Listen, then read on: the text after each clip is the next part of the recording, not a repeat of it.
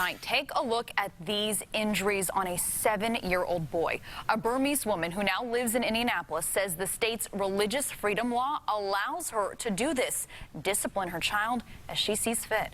But the Marion County prosecutor says it is child abuse. RTV6's Derek Thomas reports. Ken Partang attends this church that serves Burmese immigrants in central Indiana. In court documents, she said, if you spare the rod, you spoil the child.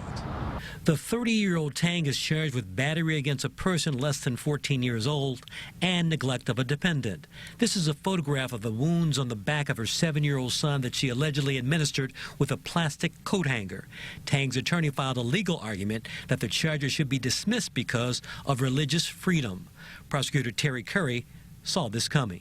We've been frustrated with the RFRA law since the point that it was enacted because, as we advised at the time and told legislators, if you didn't exempt out criminal code, people were going to assert this as a defense to what otherwise is criminal conduct.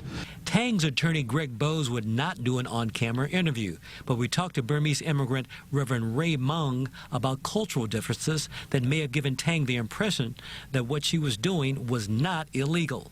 The government has no authority, legal authority, to intervene the parents how to discipline the children, unless there's a life threatening. That's the situation in Burma they come from. Those laws don't apply here. That picture of the child's back could be a compelling piece of evidence at trial. We talked to veteran defense attorney Jack Crawford. People use belts, they use electrical cords, and our Supreme Court has approved that use of those items for discipline, as long as it's reasonable. You can't beat a child 1,000 times with a belt and say it's reasonable discipline. But can you hit them with the plastic coat hanger, let's say 20 times?